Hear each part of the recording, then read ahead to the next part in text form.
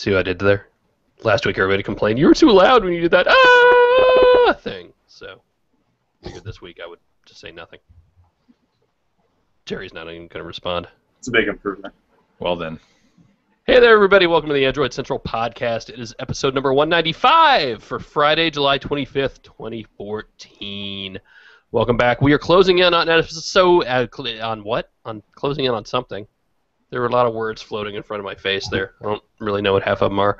We're closing in on episode number 200. We'll have to think of something special to do. But for now, let's concentrate on this week. I'm Phil Nickinson, host of the little show, editor of AndroidCentral.com, freshly shaven. For those of you who were watching the video last week and wondered why I was looking more and more like Jerry every day. Which is not to say a bad thing, Jerry. Oh, okay. How about that recovery, huh? Just It's Florida. It's hot. I was starting to look like my father, actually. Again, not a bad thing, but I think it was kind of freaking my wife out a little bit. I don't blame her. Did she call you Mr. Nickinson? Well, she calls me that anyway. Oh, ain't even gonna touch that. Jerry Hildenbrand, everybody. Howdy, folks. We got Andrew Martinick in Seattle. Not cleanly shaven. Didn't have the time, but I'm here regardless. And we are bringing Russell Holly back against our better judgment, but also by special request. So we will let those two forces. We'll let those two forces be at odds, I suppose. How you doing, Russell? You are all doomed. No more so than usual, right? That's right. So we're still kind of in the summer doldrums a little bit. I'm in a much better mood than last week, by the way. Did you guys see all that hate I got from my little column on Sunday? I must have missed that. How dare I take a spot that I take once a week to write about whatever the hell I want and write about whatever the hell I want? How dare I do that? How dare you post something on the site that you're editor-in-chief of? So, no, actually a lot of good feedback. A lot of, whatever. Next Sunday, just post pictures of cats. I know, right? Be like the rest of the internet and just, here's a cat. I just wanted to look at the gorilla behind Jerry again. Say something so we can see it. That is my King Kong movie poster. Nice.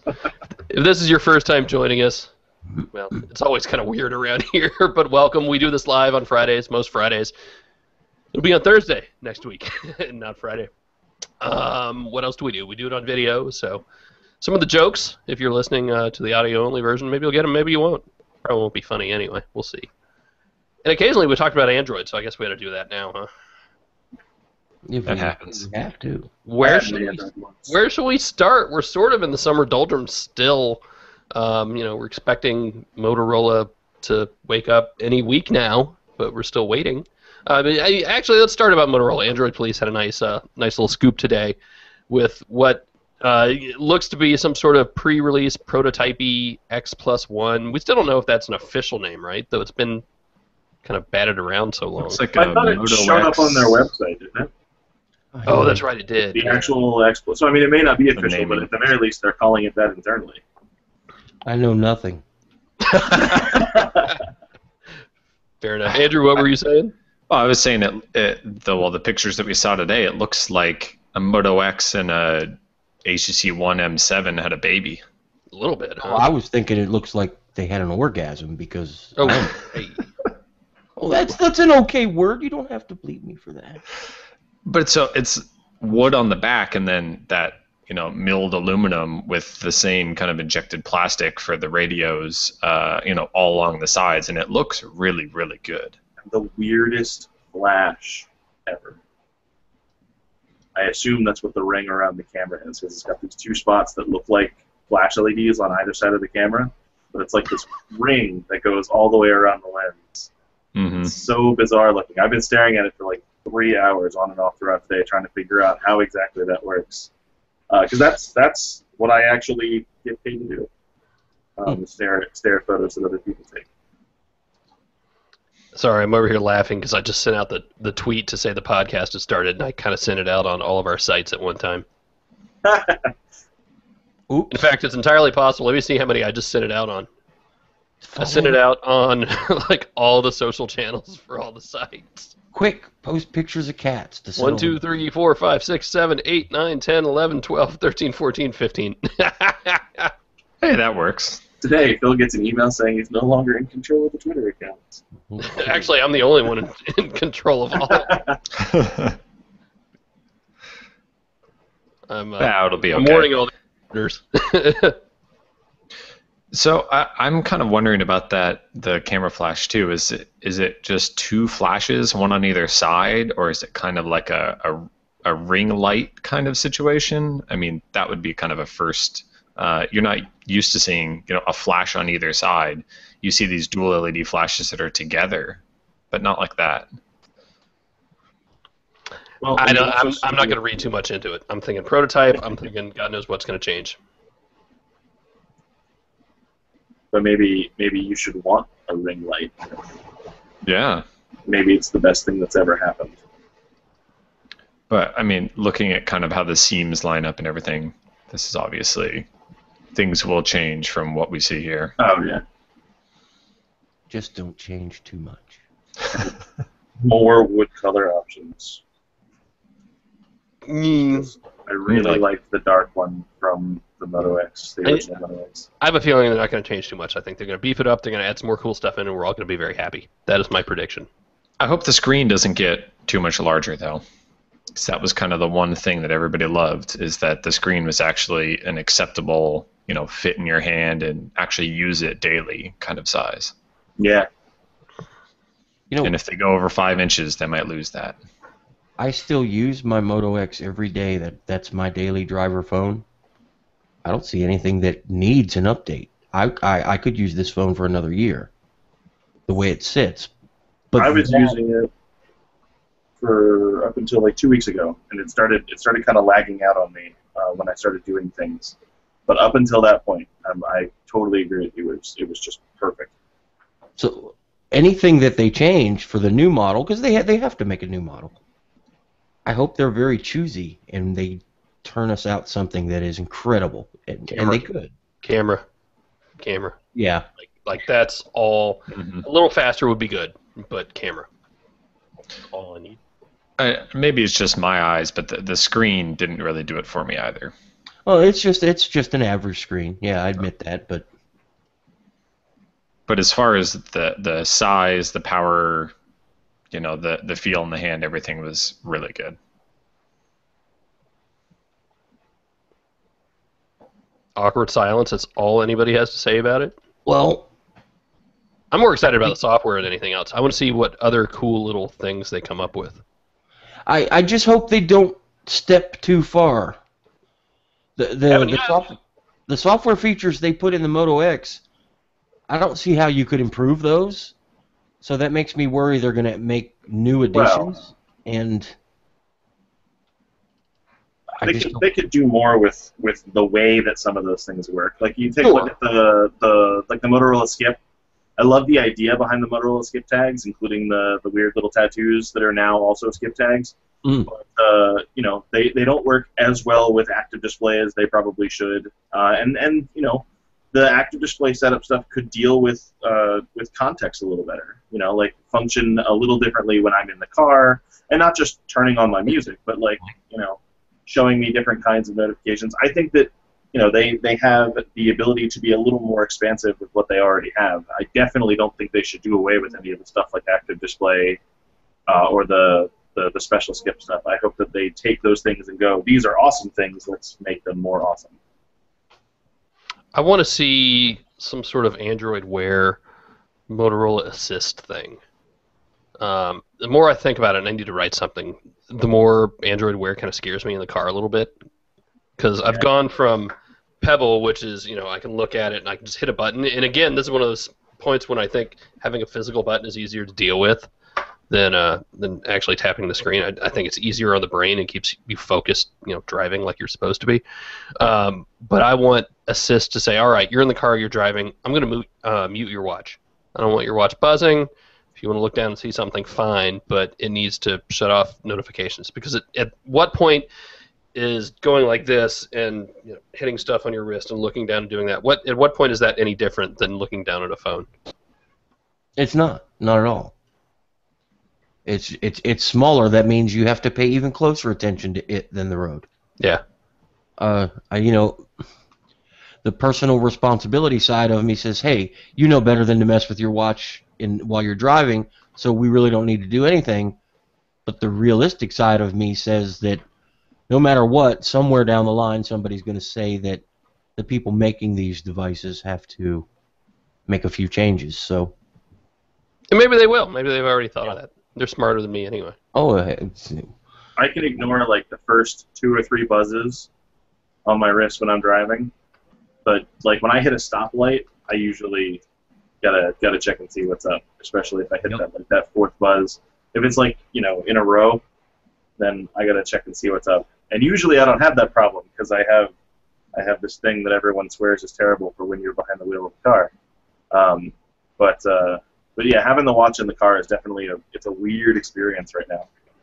I would almost argue that the watch is more distracting than Google Glass at this point. It's absolutely more distracting than Google. For everybody asking where the Q&A button is, I just checked because Google has changed things since last week. They've changed things since Wednesday.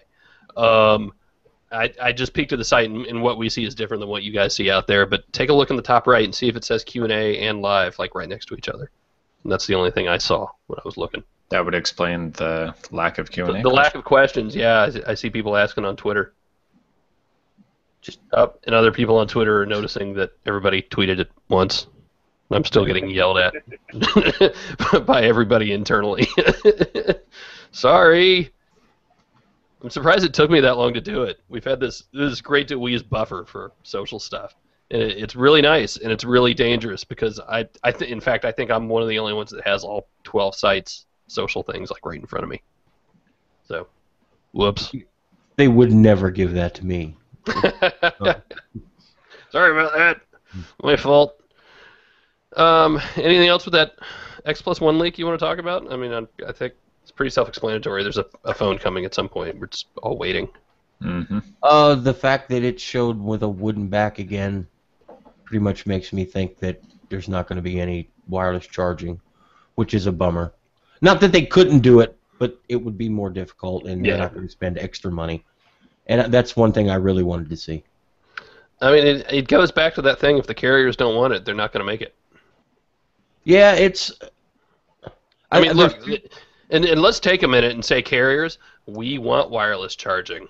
And there's two schools of thought there, and I've heard both sides from people who, I don't know if they're involved in the process, but they're close to people that are involved in the process.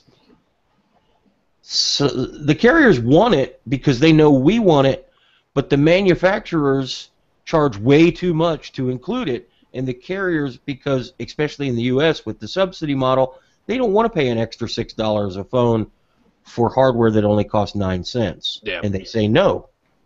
The other side is the carriers don't want it because they want to sell you a case that fits over. Yeah. Yeah. Or if they have a special, deal with PowerMat that furthers their own agenda to have that in there. And PowerMat is a perfectly fine company. They've been around forever, and I'm still not using it. G1. The interesting thing from what Jerry said there is that, I mean, they can sell you a wireless charger accessory to make up some of that money too. I mean, it doesn't have to be just a case. I mean, AT&T will sell you any number of different Qi chargers because they sell Nokia phones with Qi in them. So I understand the upfront cost. They don't want to take that on though. Hey, it looks like everybody found the Q&A. Cool. Awesome. Was it where I said it was? Apparently. So we have a Q&A question telling you how to open the Q&A. Right. It's weird because we can't see it. But yeah, Qi charging, I would like it, but we should demand it.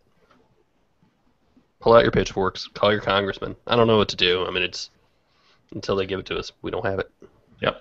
I have to sit down tonight and find a cover for this AT&T G3. Yeah. Talk to 3 separate people that say just put the cover on and boom, it works. I bought.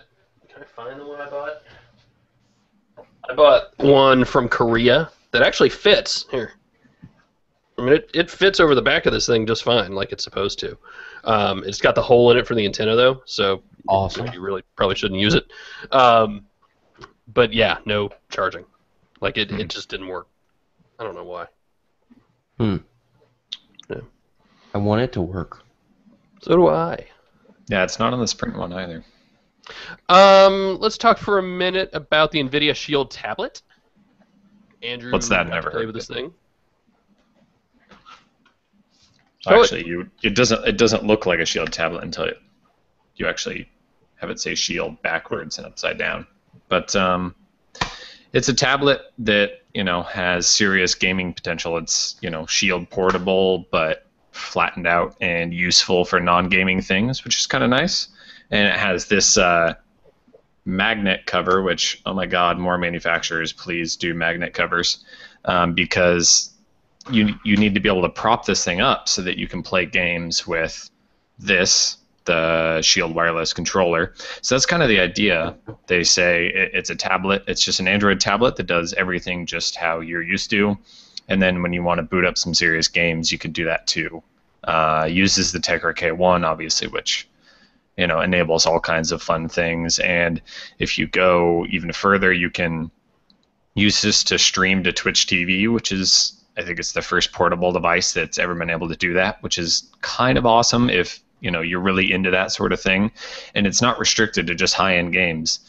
You could load up Twitch TV and play, Cut the Rope or something if somebody wants to watch you play Cut the Rope on Twitch, which is kind of cool, and it shows the power of this kind of device. But I've only had mine for like less than a day now, so I've loaded up some games. I've got to dink around with it a little bit, but I can tell it's a seriously impressive hardware device, and the software is all smooth and perfect, and it just, it looks like your Nexus 7 pretty much with a lot of glare on the screen. But NVIDIA hasn't done anything to the software unless it has to do with performance or gaming, which is kind of refreshing and nice. I don't know. Ask me some questions about it. I feel like I've been head down into this thing, so I don't really know what's important. I saw 2 speakers. It's got 2 front-facing stereo speakers. Yep. Let me. Which would be great for gaming. Yep. So big speaker on this side, and then that side with just a 5-megapixel camera that gets in the way. The speakers aren't.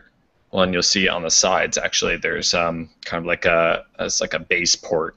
Mm-hmm. That kind of lets it in. So they're not super loud actually. They're loud enough, and maybe like 10% more. But the big thing is that the sound is deep and rich and has bass to it. So when you have this tablet propped up on your table and you're sitting a few feet back with your controller, you can still hear it. It sounds like you're playing it out of a small TV or something. It's pretty good sound. And obviously, headphones is the best experience, but it's good. It's going to be enough. It's not going to fill your room with music for a party or something. But if they were doing that, they're probably overdriving the speakers anyways. And that cover, there are extra magnets built into the back that hold it in position, right? Because a lot of those covers, let's be honest, they suck in your tablet. I don't want to drop it, but yeah. So you can see when it sticks to the back. It's not floppy, and so it also folds up and hits this kind of angle, that kind of angle, and then you can use it if you're typing like this, and then it locks in with little magnets into those slots too.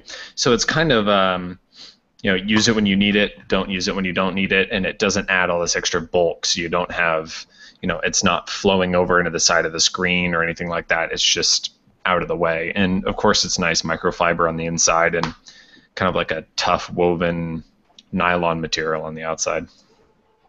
It's really nice. Now the controller that you buy with it connects over Wi-Fi, right? Not Bluetooth?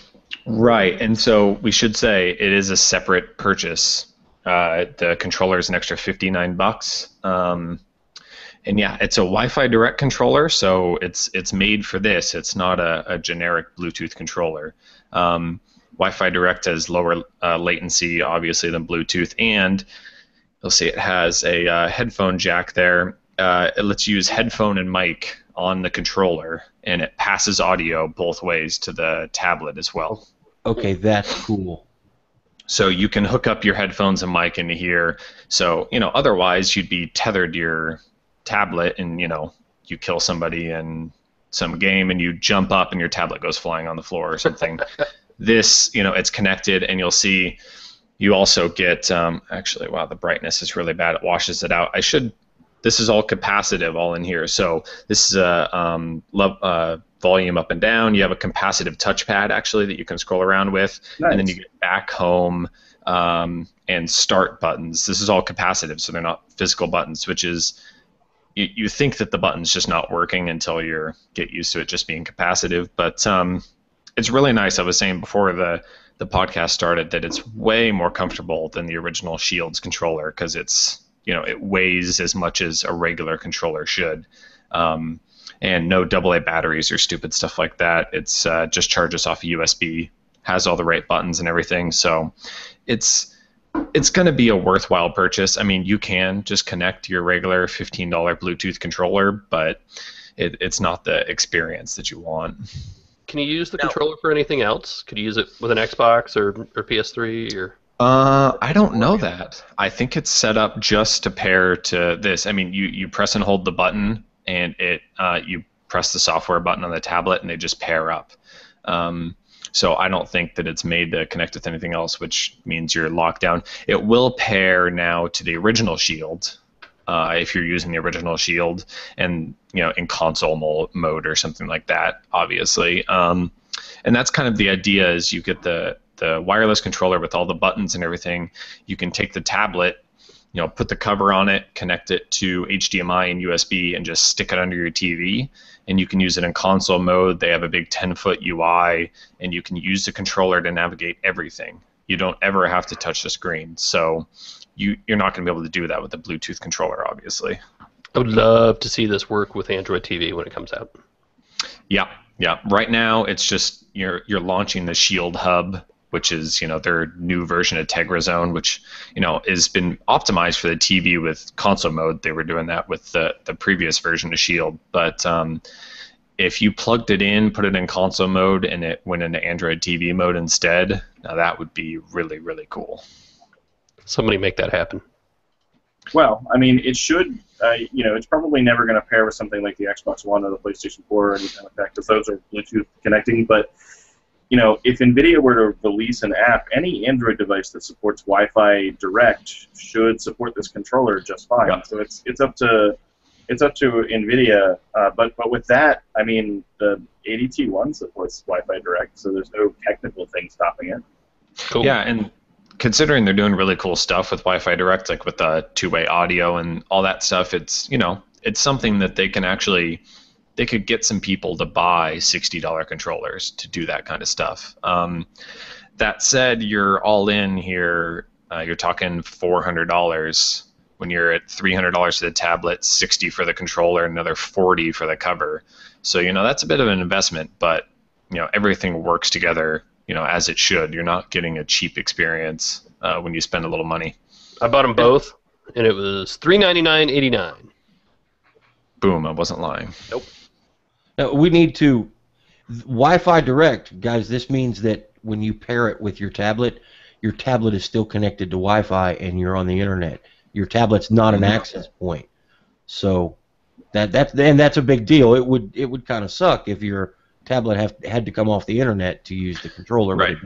Because I should say, I've used this tablet with the Wi-Fi Direct controller, streaming a game to the tablet from GameStream from a PC on a Wi-Fi network. So it does all work, and there's no cut down in performance or anything like that. They've done it the right way. So as far as the actual PC games, have you gone through and played any that you prefer on the PC and just seen how it goes through? Or I've only played a couple. I haven't played extensively. All today I've just been playing Android games on the tablet itself, and after playing a couple of they launched, I think, 11 new titles that have been specially made for the Tegra K1. I kind of wonder why you would want to go through all the hassle of doing the game stream stuff when some of these games just look beautiful, and they're Some of them are online cross-compatible, playing against people on Xbox 360 and PS3. They're that level of game, and you can plug it into a TV and get that same experience. So I've only spent 15 or 20 minutes playing GameStream games right now, but I'm kind of wondering if that's going to be worth the trouble for a lot of people. Not to say nothing of the cost of having your PC set up and everything ready and having the right internet connection and all that stuff. I don't know if you remember the conversation that we had before the podcast started with Jerry, but I am personally a big fan of delivering a headshot while on the John. That's something that greatly appeals to me. Exactly.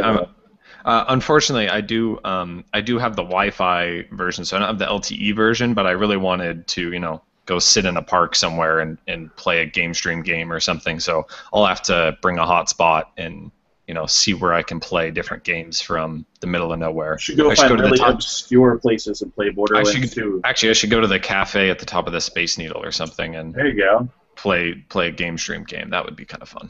We'll do something like that. Do you think this thing is going to make it? I mean, like Shield, for as cool as it was and the neat stuff it did, just kind of died on the vine, right? The original Shield.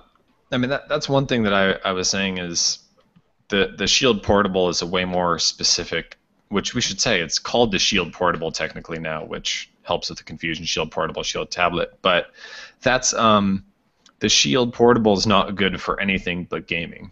You're not going to load it up and browse the web or use Google Plus or try to type on that screen like that.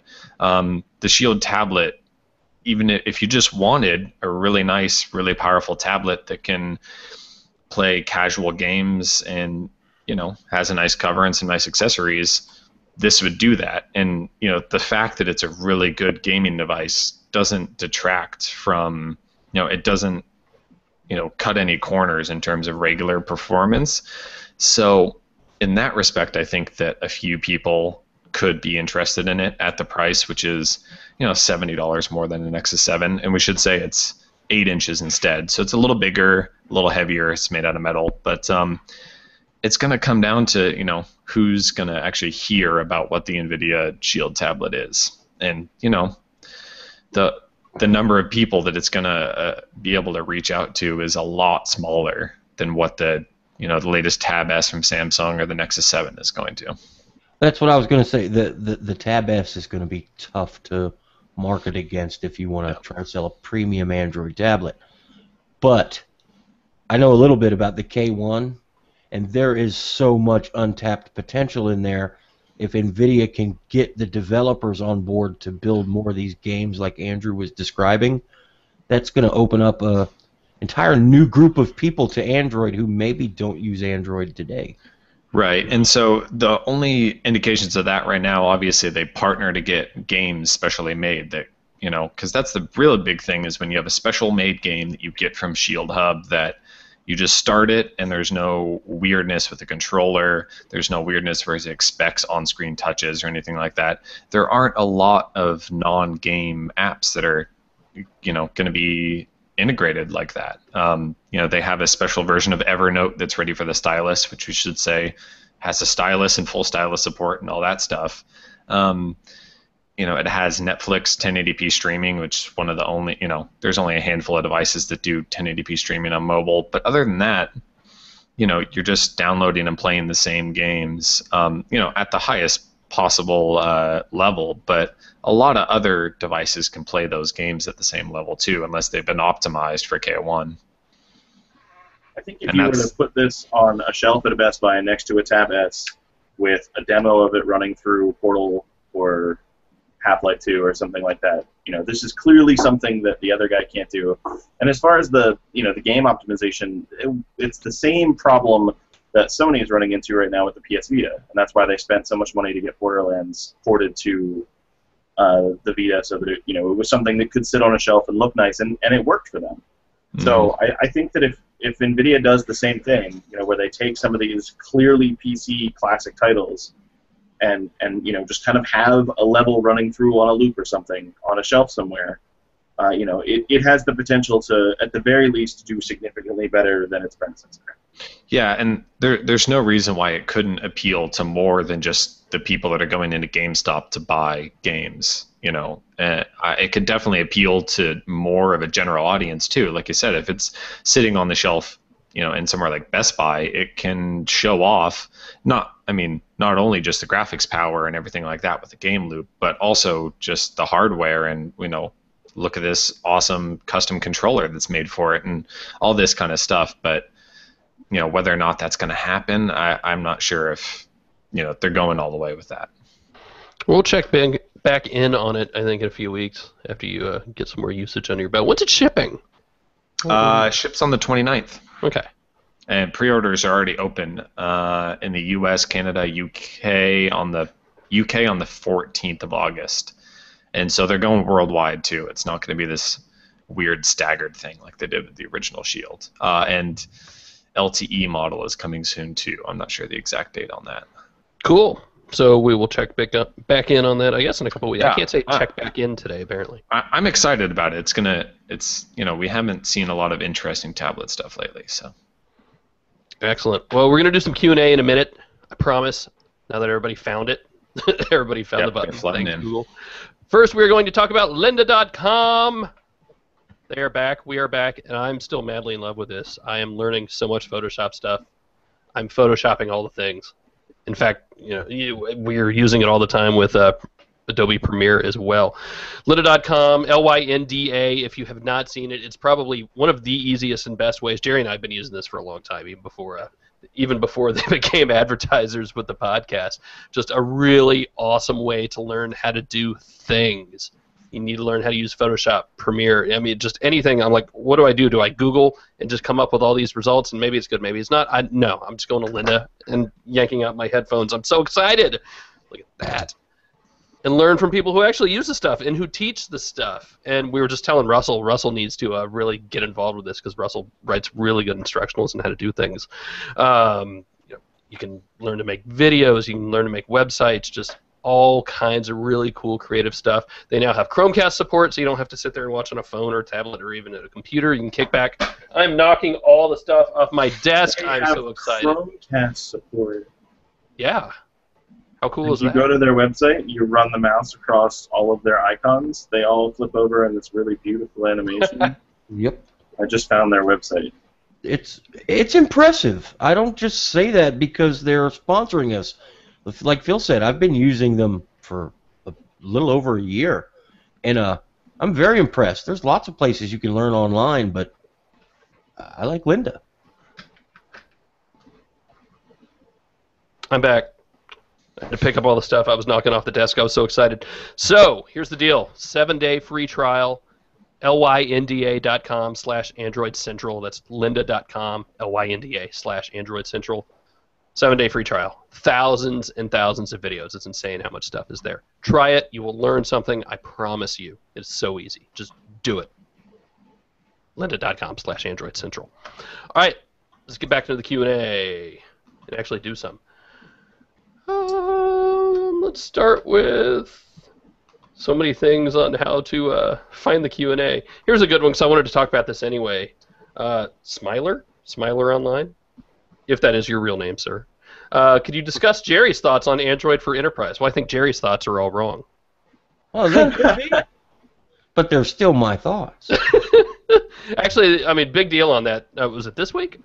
Or no, it was this week they talked more about it. And how, remember they announced it at Google I/O that basically said, hey, thanks Samsung for making Knox. We're going to use it.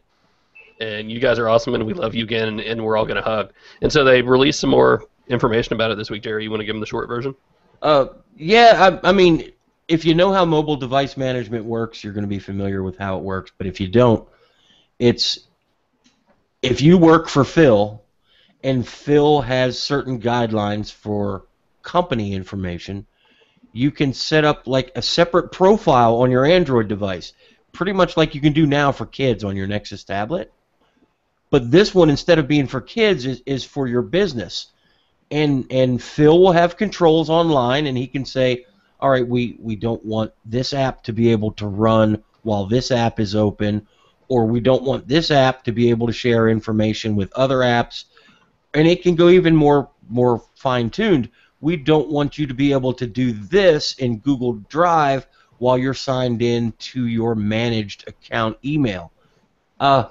It's nothing really. It's not new. This is something that people have been able to do with mobile device management, MDM. I think Google is doing it the right way. They're going slow. They've introduced enough to get started and make it worth using, rather than just give us the first little bit and say, here, this is how it's going to work in 2 years. They gave us something that hopefully will work. And I think they've got a great eye on the future, because the way Android shares data from app to app or from your app to another app on another phone, it uses the intent system, and they have it all planned out how they're going to allow intents to be completely managed.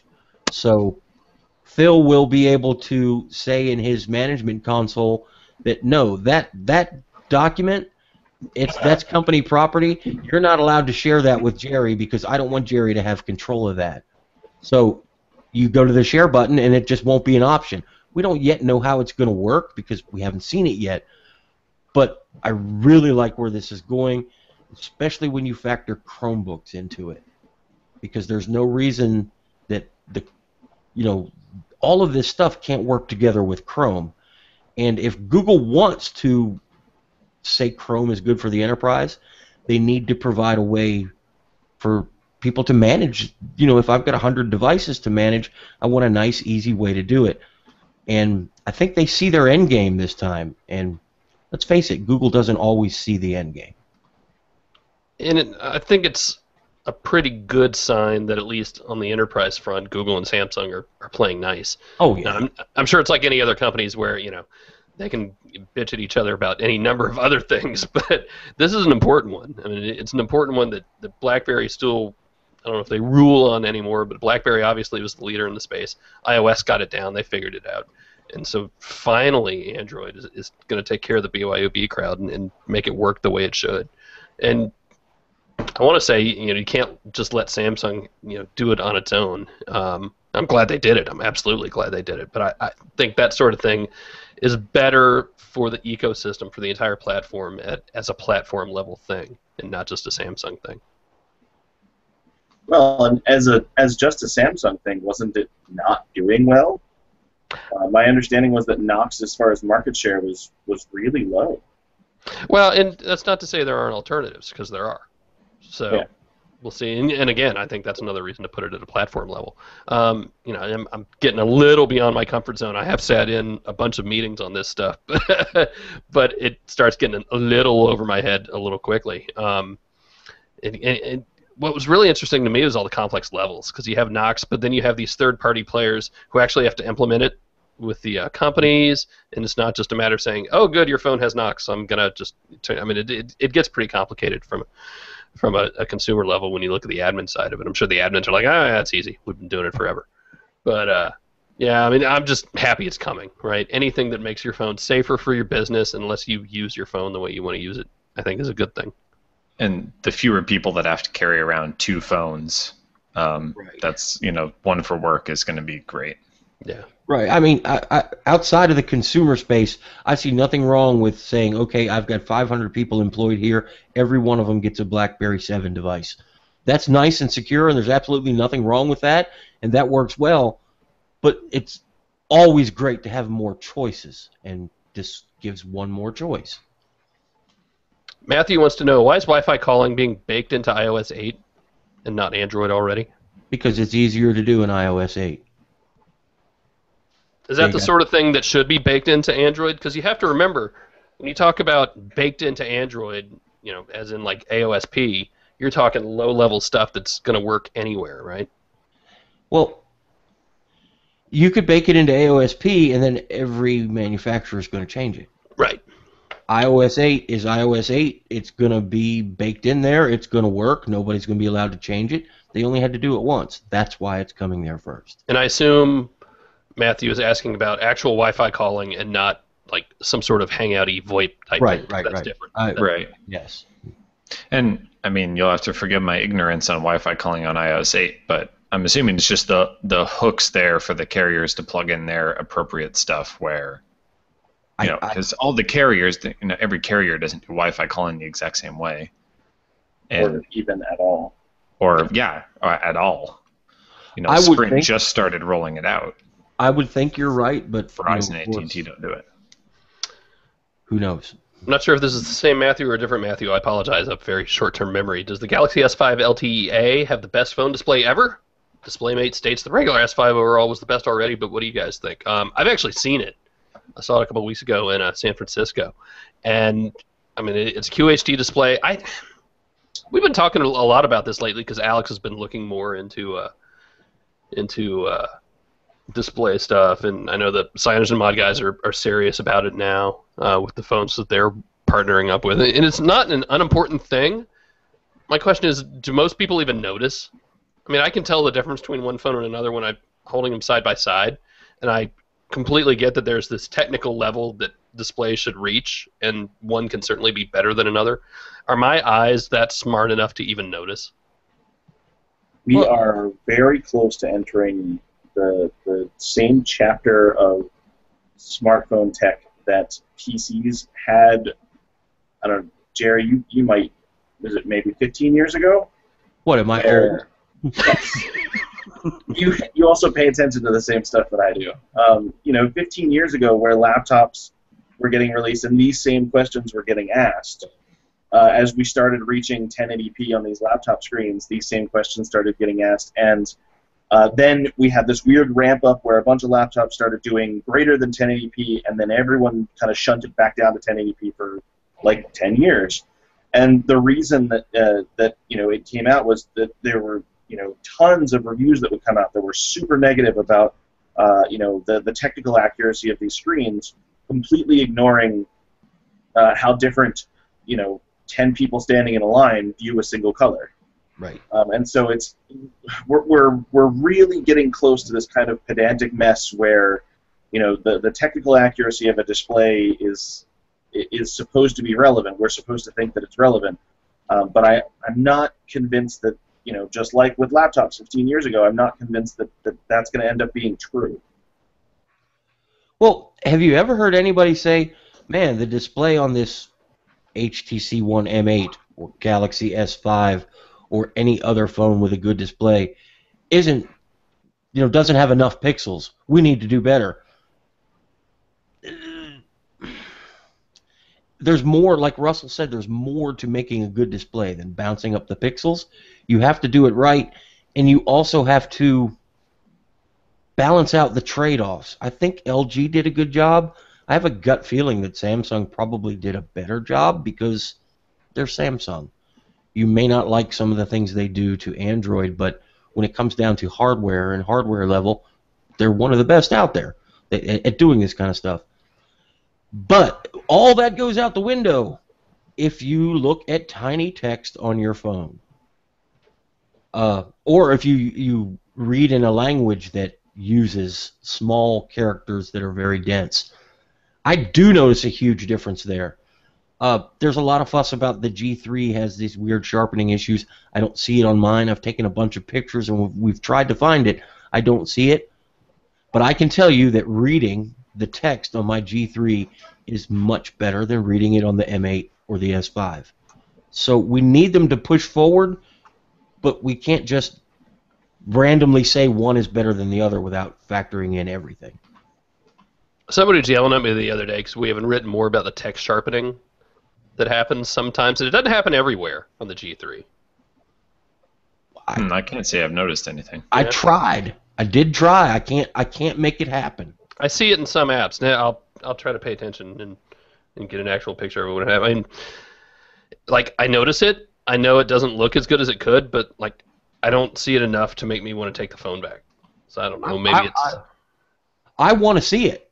I have opened the same websites that people show me it happening on, or the same apps, and I haven't seen it yet. I'm sure it's there, because if it's there for one person, it's going to be there for everybody. Oh, I've seen it, and I just can't remember what apps it was happening in now. And I want to see. I want to form my own opinion about what's going on and can they fix it. I think some of it. In fact, I'm looking at it now at the calendar widget I use, and it's got a whole bunch of settings that go to it, and the fonts are a little different. They look kind of super thin and just not quite right. So like I think I get where some of that is, and I have a feeling it's just at the app level, and the apps are doing something a little bit different, and so they're not rendering properly. And if I can get it to render improperly, microscope. We'll look at the pixels and we'll see exactly what it's doing. I'll send you a link to what I'm talking about. Okay. And, yeah, I mean, we can figure it out. The times I have noticed it hasn't made me want to take the phone back at all. So, interesting display stuff. What else? It kind of comes back to that, to specs on a page. We have to look at something deeper than the specs on the page, and that's where I'm concerned that the conversation about display tech is headed. That by staring at them next to a couple of graphs, we can see that this one is technically superior, and that's why we should throw money at it. And that may not necessarily be true. I think it's going to be interesting to see over the next year how that pans out. Man, you so eloquently said what I was trying to say. Travis asks, with the L preview coming out months before the L release, do you think we will see carrier phones, such as the AT&T Galaxy S5, which I assume Travis has, updated sooner than in years past? That's a good question. No? Russell's saying no. As far as I know, I have reached out to every single industry contact I know, and as far as I know, none of the people who are actually working on devices have code to work into their devices yet. That schedule is still exactly the same. This is all about getting apps ready for the next wave, which is cool, but it does mean that until Samsung and Motorola and LG and all these companies get that backdoor line of code to fork onto their own devices, then the release delays look like they're going to be the same. And every time, if you've got a Galaxy S5 and you want Android L as soon as possible, when Android L comes out, go to your favorite forum where the people with the Nexus 5 have Android L and see why you don't want Android L right away. Period. And look, everything is terrible. You're gonna get. I was actually just answering a question in our forums. They were asking about the HTC One M8 and how they think Sense 6 will work with L. And I guarantee HTC is trying to figure that out right now as well. Or not so much L, but material design was their big question. How will material design work with Sense 6? And I said, look, it's already working with Sense 6 right now, right? Because it's not just an OS L level thing. Some of it, not so much the design. Two very different things we're talking about, right? Material design and the whole physical virtual card thing is a design metaphor. L is an OS platform. Does that make sense? Help me out. Mm-hmm. Yeah. Material design is going to reach to apps and services, and it's not going to be a complete system until, just like when we jump from gingerbread to ice cream sandwich, it's the apps have to catch up before it's going to feel holistic, and you need both parts. Well, to simplify it, two parts. There are thousands of parts, but it's not just the OS is going to get updated, and all of a sudden everything looks different. Yeah, I mean, you're still going to have apps that aren't following those design guidelines, and they'll just look different. You already have apps now that do, right? The Play Store just got updated, and it's in the process of being updated now. What was the Google app that just got updated? Oh, the Chrome Beta. Right, so you can actually download that from Google Play right now.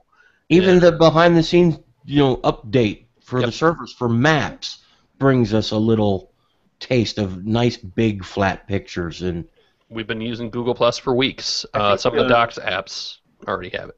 The biggest indicator of whether or not your manufacturer is going to pay attention and modify their special blend of Android to match is look at how long those same manufacturers took to work with things like the transparent displays and making the homepage stretch from top to bottom and things like that.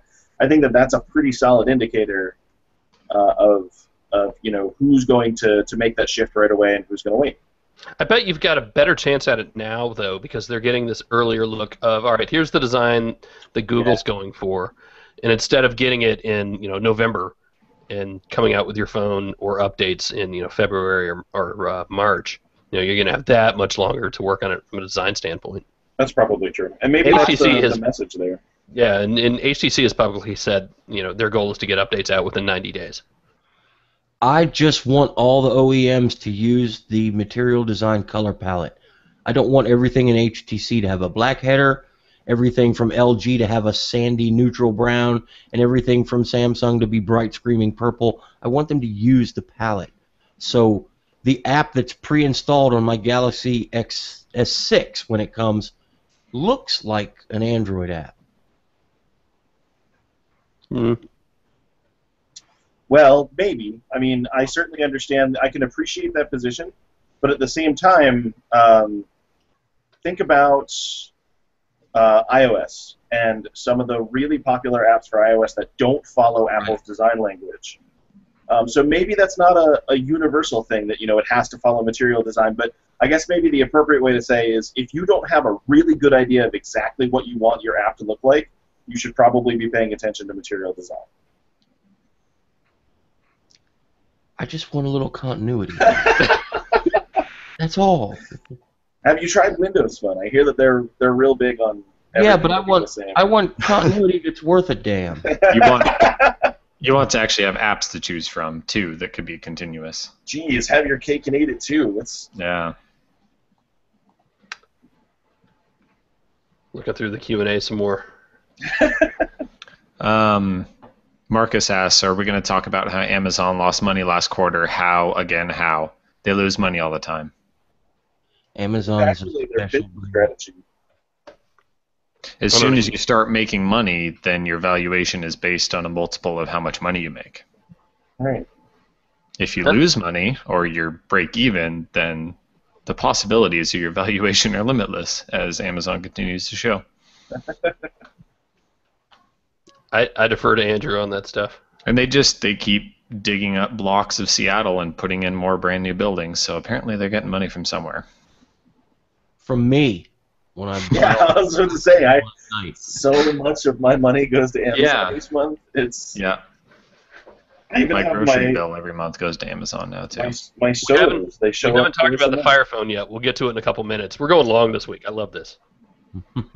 Like how I started off the podcast, I was like, I don't know what we're going to talk about. Next thing I know, it's like, we're going all night. Andrew, have you flashed the new stock ROM on your OnePlus One? I don't have a OnePlus One anymore. Oh, that's right. You had to send it back, didn't you? Yep. You still have one, Russell? I do not. No. Nobody has. And well, I've seen kind of more of a trickle out of reviews the last week. It seems like a lot more people got them from invites or something. But I could have got an invite and I could have bought one. And I would really like to look at this phone. I want to see. It is surprising. Andrew, did you have it in New York when I saw you? No, I did not.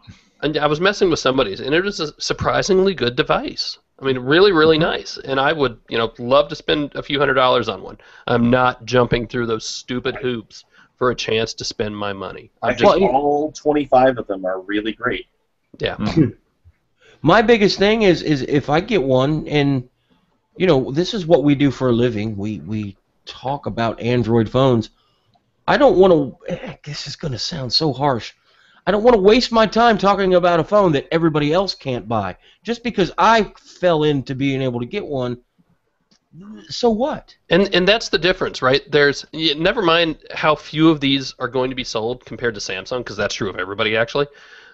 The fact that you can't just go out and spend your money on one means I'm not going to spend our professional time on it. Like, as soon as they open it up and say, yes, anyone can buy it, just click here, give us $300, whatever it is, done. We'll be all over it. We'll have a blast. But I think until that happens, I'm just, no. I think that the OnePlus One in CyanogenMod Incorporated is one of the best things to ever happen to Android, and definitely the best thing of this summer. It just is being done so horribly, it breaks my heart. Ditto. No. How do we really feel about it, though? Well, I don't mean to knock anybody. It's important to get Steve Kondik and his gang up there. Maybe they don't have the budget or the bank account that Samsung does, but they can build a damn fine operating system. They need to be up there commercial. Getting that is just incredible. It makes me happy inside. But then that it's attached to a phone that, for whatever reason, nobody can get, just kills it. And it just, I don't know. And it's going to tarnish the brand for, the next one too. And We're that's gonna look not back fair. at this. We're going to look back in 5 years and just laugh. I hope. How silly it was. Yeah, but I think you could say that about most of what we do every day. That's true too. Actually, you could absolutely do that, right? I mean, this December will be, I think, my 5th year. I started doing this full time in 2009, and I look back to my first CES and my first Google I/O and my very first road trip for the Evo, the original Evo, and I didn't know a damn thing about what I was doing. I was horrible at it. Remember, before CES, I'm cold calling PR people. I'm like, "Can we come to your press event?" They're like, "Who are you? You don't even have it. You go away." No, it's been a long 5 years. So yeah, I can't even imagine how much right now is going to look in 5 more years. It's going to be funny. Marcus wants to know, why is Google teasing us with these small updates to Google Voice month by month instead of rolling out the full-on Google Voice Hangout integration? Oh, man, It's time. Hangouts is Okay. dead.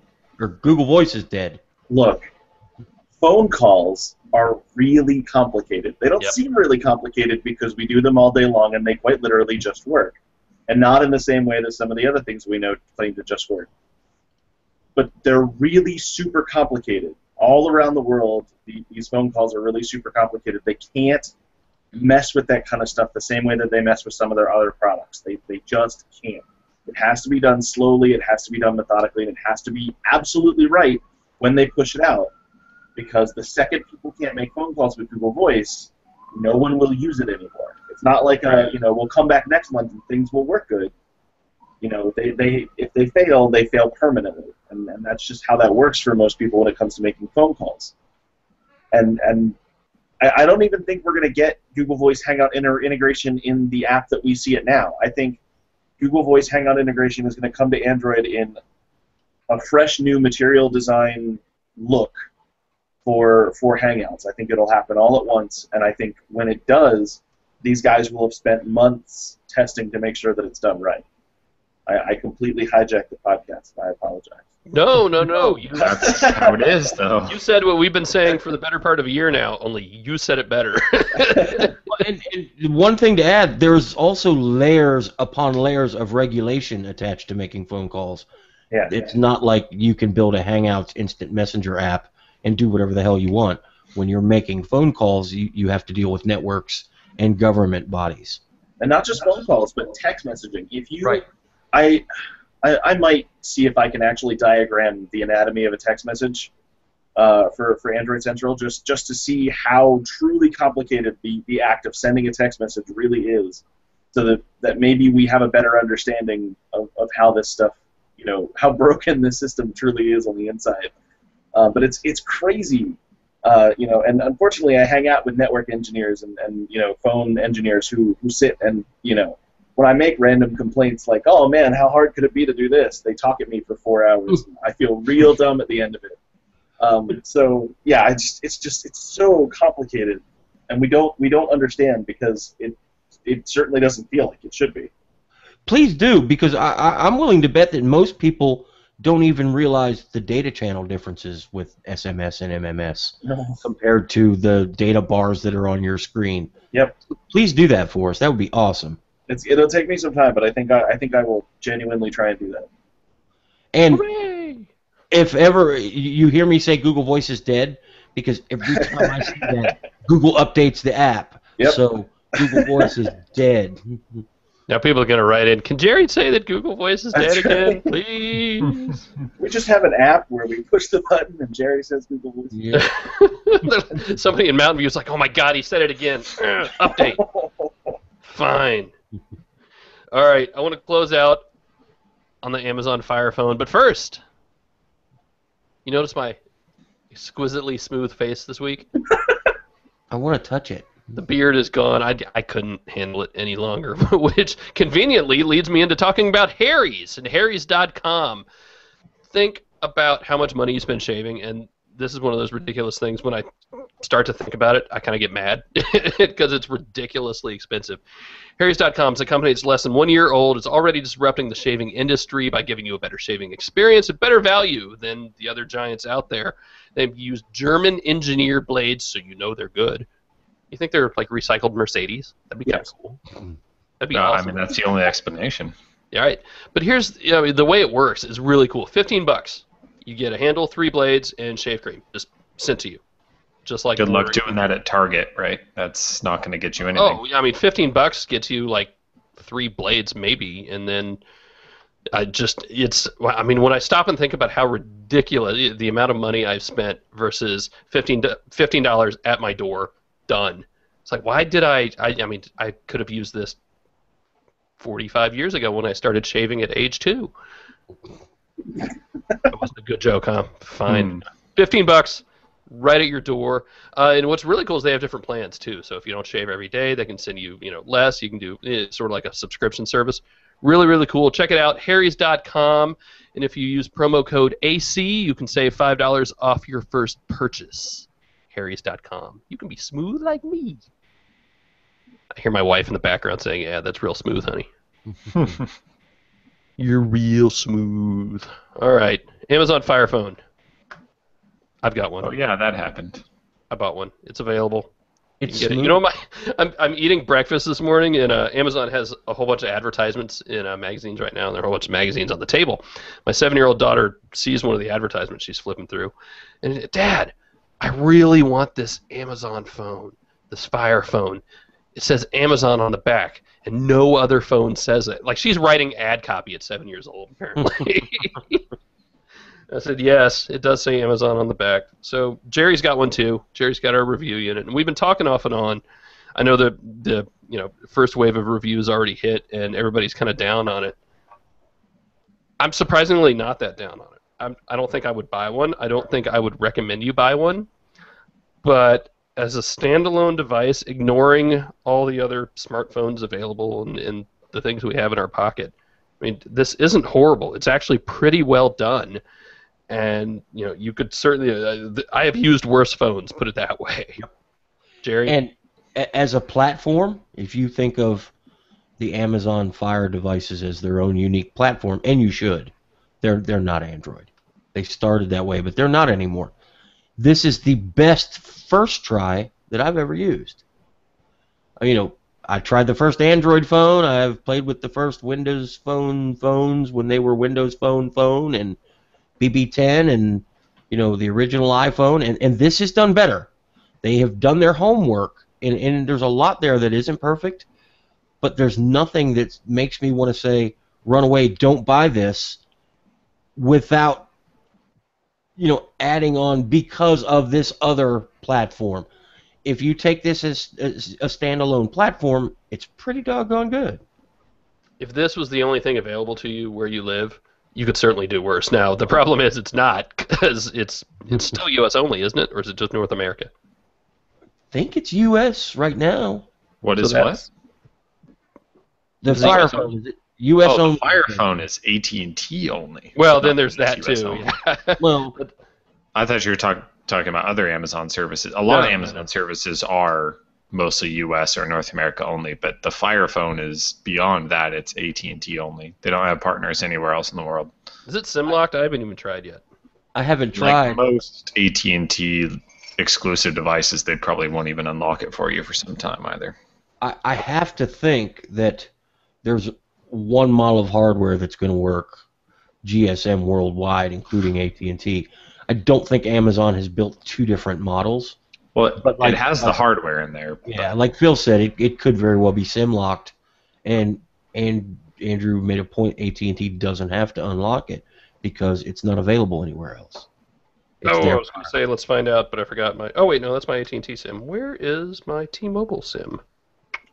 I think also, Jerry, when you brought up looking at the first Android phone and some of the other firsts, we're in a kind of a unique time where we have other firsts from other guys, and they don't hold a candle to this phone. I mean, you look at, we don't have a Tizen phone yet, but Mozilla and some of the other, first offerings that are coming out from some of these other mobile operating systems, they're nowhere near as ready as Amazon. Right. I mean, the software that ran on like the Nokia X and things like that. Yes. I mean, it looks completely half-baked compared to this.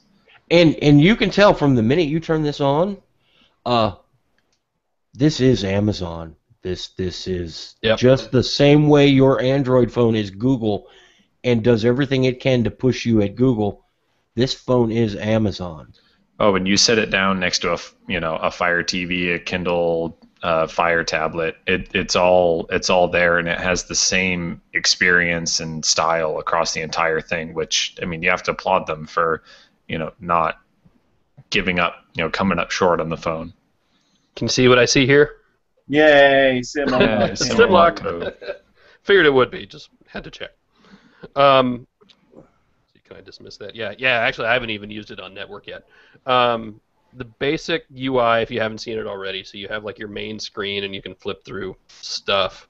Then you've got this panel on the left with shortcuts to everything. Now, what struck me at first, and I actually had to stop myself here as I'm going through things, and like when I first hit music, it started by taking me to the store. I'm like, great, all right, so I tap music, it's going to take me to the store every time. But that's not actually true, because after I listened to music and I tap music again later, it took me actually right back into the music player. That's actually really super smart. So, at first I got mad at it, and then I found out it's okay. Let's see, I hit books for the first time. It took me to the Amazon books I have. That's cool. Let's try something. I'm trying to think of any of these I haven't tried yet. Maybe docs. What's that going to take me to? Yeah, I don't know. So you've got that, and then on the right-hand side you have kind of this info screen, and you actually have to sign into Amazon first. And by the way, that was kind of annoying because I use a pretty strong password on Amazon because it's tied to credit cards and stuff. That's important. So I had to, I'm used to one password that I can just go and get my password easily. So I had to type it in manually. That was kind of a pain. Small first world problems, I guess. But your life is so hard. Yeah, I know. Amazon does that 3-panel view for all of its apps. It's not just the home screen and a couple of apps. It's exactly. So it's this really nice paradigm that goes through the whole thing. You've got see if I can pull it off. You've got the weird wrist flick to bring open those. Go away. There it goes. Okay. To open them up, you just twist your wrist. I don't know that I'm going to do that. My thumbs are so trained to just slide that it's You're going to drop a lot of phones doing that. Yeah. Just like the double wrist flick on the Motorola phones. Same thing for pulling down for the you've got airplane mode, Wi-Fi, Bluetooth, all your settings and stuff, and then you can pull it down like normal, and your notifications too, I guess, go away, or you can do this weird like with your wrist. It's like, okay, I'm just gonna pull down, thanks. And so this whole like kind of gesture thing and head tracking thing to look around interface elements and stuff like that. It's cool if it's there, but it's not something that's going to get somebody to buy this phone just because they can look around buttons on maps and do gesture flip in things. That's just got to be the baseline of, okay, it's there, but it also does all of this other stuff that your current phone does and more. And Amazon can't really say that it does that right now. Not a lot of developers are there making apps that make use of any of this stuff. There aren't 50 different apps that plug into Firefly or anything like that. And I don't know if that's ever going to happen. I don't know, a year from now, if there's enough Fire phones out there to ever entice someone to get into developing for that ecosystem. Firefly is kind of cool. Like we were before the podcast, I was just running through these boxes of Nest, Nexus 1, Nexus S, Galaxy Note, these phone boxes behind me to see what it would recognize, and it did really well. It got the Nexus S, got the Galaxy Nexus, it got the Nest, it got the Chromecast. I've been running through my house trying to do stuff. Jerry's been doing it with his, and like some things it recognizes, some it doesn't. It didn't recognize the Fire phone box, which was kind of funny. You can't buy another Fire phone. The software. If I were at Amazon, that's probably the first thing I would have taught it. All of Amazon's products. Yeah, but that's why I work here. It's neat. I don't know that like. It's a parlor trick, really. Yeah. How often are you going to use Firefly? I'm not going to be ordering my groceries on that's- Firefly. I get the idea. I think it's a really cool idea. It's just I'm not there yet. Back up. This is we're projecting because Andrew and you say, how often would you use Firefly? Dude, I would use it every time I went to buy something. Every single time. Because if I can buy it from Amazon, I do. So then why put it into an entire phone? Why go through the hoops and the money and the headache of making an entire phone? Why not just make that an app? Well, the Amazon app can already scan barcodes. Done. And if you're but if you're going to make your own phone, if you're Amazon and you want to have your own hardware with complete control over it, that's definitely one thing you have to put in it. I understand that, but whether or not it's going to be a draw for people to buy the device, I mean, we should say Firefly isn't just for buying things like physical items. You can recognize music and TV it does a fairly good phone job. numbers and people's faces and all kinds of stuff. It's more of also like an Evernote thing where it kind of just has a history of everything you've scanned and stuff like that. All I know is these animated lock screens, and you can move the phone around and change it. I could sit and look at this all day. Yeah, we haven't talked about that. So it's got the four. It's got your normal, rear camera, your normal front camera, and then these 4 cameras in the corners, and it's crazy. Like, it's I don't know. We can't call it parallax. It's like almost a weird AR type of thing when you're looking at it. See if you can see it on camera here as I'm moving it. No, unfortunately, it's not because it needs to see your face. That's true. The effect is really, when it sees your face and knows how far your face is from it. Right. Yeah, I think I'd be smart enough to, not try to do that on the podcast. Whoops. That stinks because this is a really, and this is nothing but neat trick. I'm sure developers can tie it into their apps and, maybe make cool games and stuff, but this is not the reason to buy the phone. But if this was on the shelf at AT&T, I want everybody to run out and pick it up and look at it. And unfortunately, you won't get to see it unless you buy one, because these aren't going to be on the shelf at AT&T. I don't think that's ever going to happen. Yeah, they are. I'll have to go down and see. Why didn't you interrupt me and say, "Shut up, Jerry"? I'll have to go down and see if there's a big display or Right, and that's my question. Are they? In AT&T, at least my store, I assume they're all somewhat similarly laid out. But like when I went to buy a G3 a couple weeks ago, it's just back there in the back next to all the other phones, and there's the G-Watch next to it. And I'm trying to remember what is up front. I think Samsung stuff is pretty front and center, actually. You need the front 3/4 of the store for the Galaxy and the iPhone and everything. Well, my 2 local stores here in downtown, the biggest things they're trying to sell you when you walk in are headphones and speakers and accessories. Not the phones are along the outside walls, but the first thing you see is all these extra things that they make a crap ton of money on. Yeah. I mean the stuff they get the higher margins on. And the peak thing is actually kind of cool / annoying. That's when it sees your face looking at it, and I tilt the phone a little bit, and it pulls up like tooltips or just little. Next to apps, it now says a new paid app for free every day, and it's not there all the time. The status bar is hidden. It's actually kind of a cool effect, and it kind of shows shadows behind numbers and letters that kind of move around a little bit. My problem is it doesn't do it when I want it to do it, and it does it at random times when I don't care. And it makes everything look kind of fuzzy. And I was trying to take a picture earlier, and as soon as I get it this far away from my face, it's like, oh, hey, your face isn't there anymore, so I'm going to blur whatever it is you were trying to look at, because that's the weird effect it does. And it's like, all right, fine. And I found that the web page and book scrolling didn't quite work as well as I wanted it to either. It was going to scroll a little too fast or a little too slow for you. It works a lot better than the regular eye tracking that Samsung tries to do when you look down and it scrolls. But I mean, nothing really beats putting your thumb on the screen and scrolling exactly how far or how fast you want to. And battery life just okay. It's not great. Certainly not up there with the other devices we're using now. No. And the four cameras and what the processor has to do affects it a little bit, but they're doing a good job of.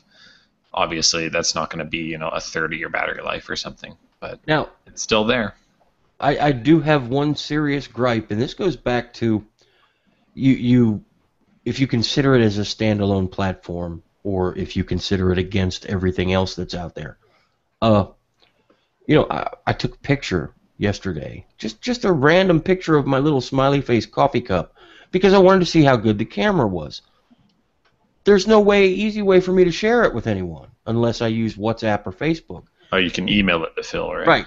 Because you're outside of Google's ecosystem or Apple's ecosystem or Windows Phone's ecosystem, and there's no interoperability there.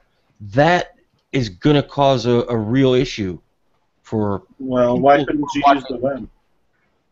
Well, have you ever used Google Plus on the web? I have. There was actually a dark day where I was stuck using WebOS for like 48 hours, and Or if you're using Windows Phone, maybe. It was like 2 years ago. It was really bad, but yeah, it's obviously not nearly as good as any of the other services. But Apple and Google both have worked really hard to have functional web interfaces, and I say functional, not good. So I mean, it is kind of available, just not in a great way. Curse you, Russell. But as soon as it's an extra couple hoops, then I'm gonna go pick up my G3.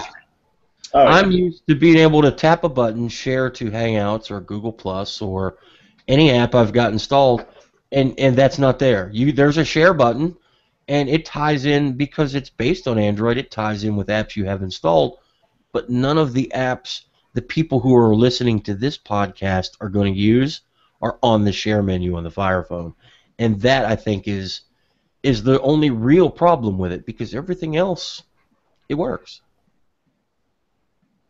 It's not. I'm looking to see. I need to try. Twitter's on there. I can use Twitter. It is a collection of neat thoughts. It seems like, but perhaps not a complete thought. Yeah, and still just you've got to be really, really into Amazon to want this, I think.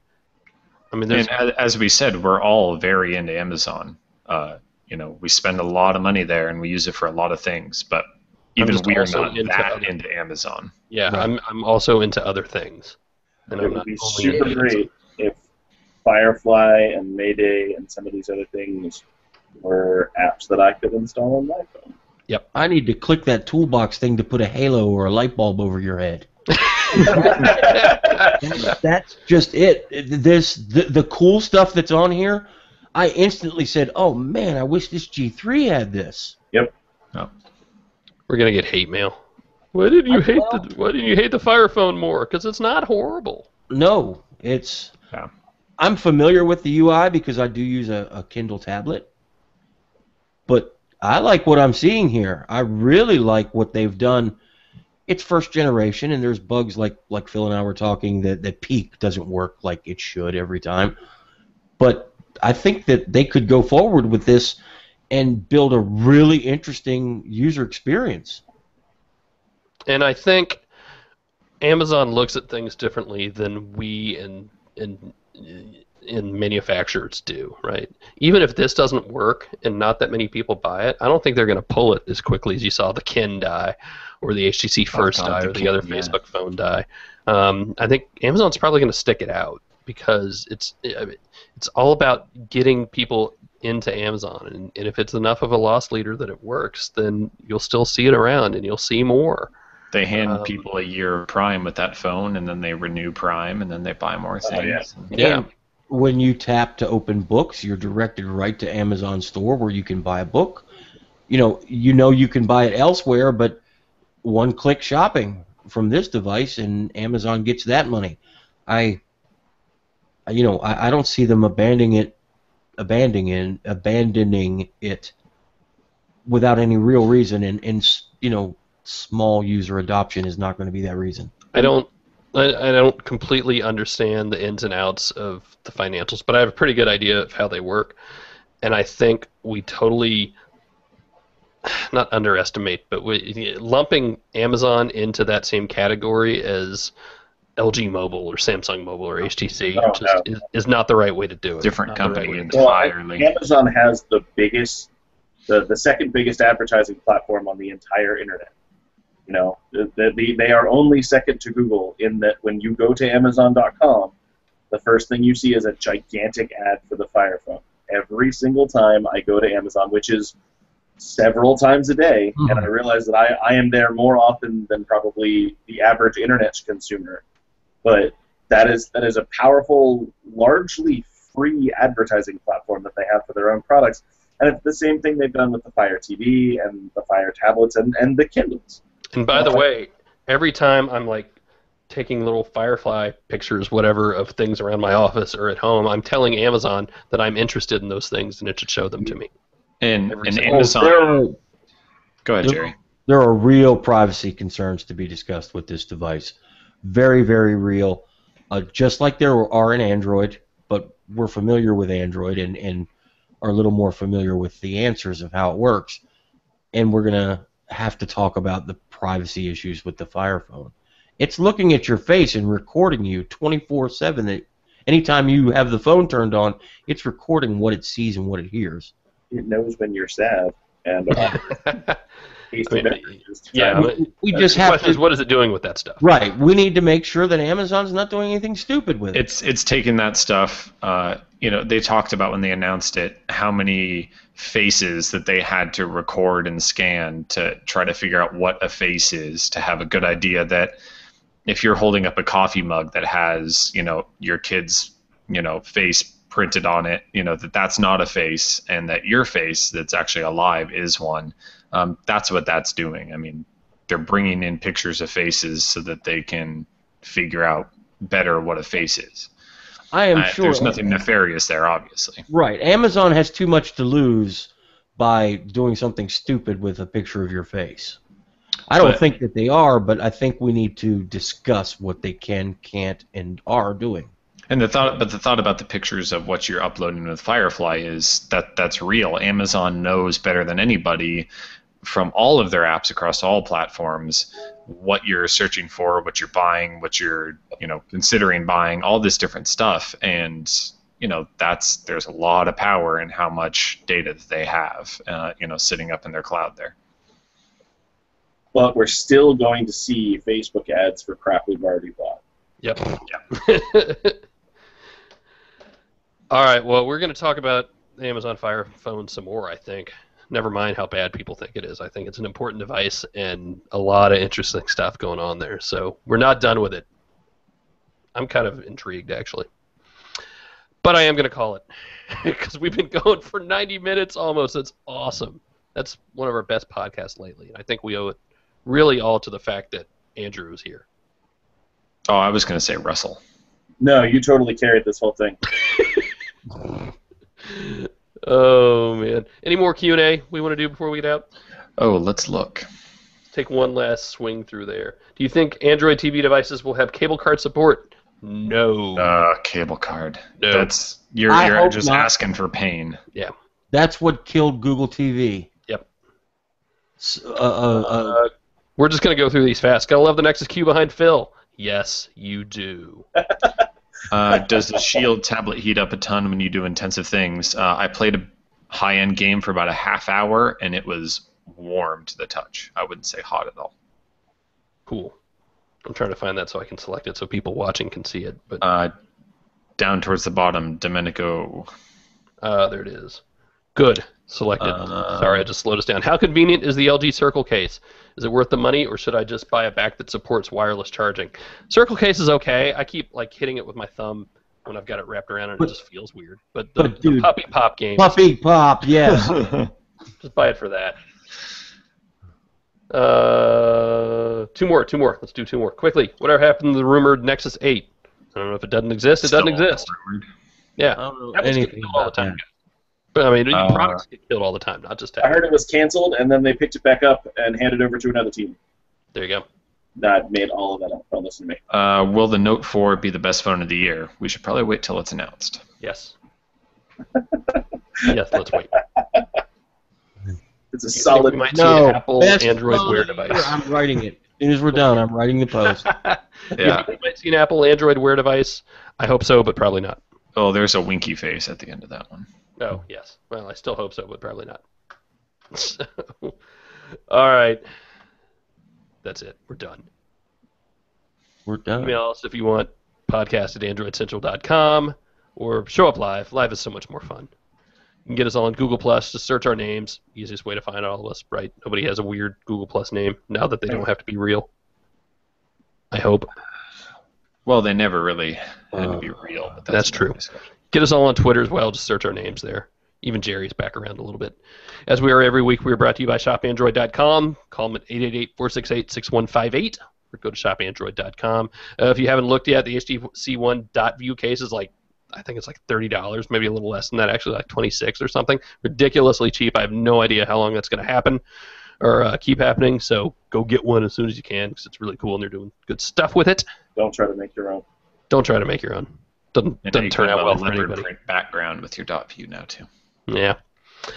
All right, that's it. Russell, thank you. Next week, I didn't mean to like blow Russell off that quickly, but I just didn't want to forget. I was like, oh, crap, I got to remind people next week.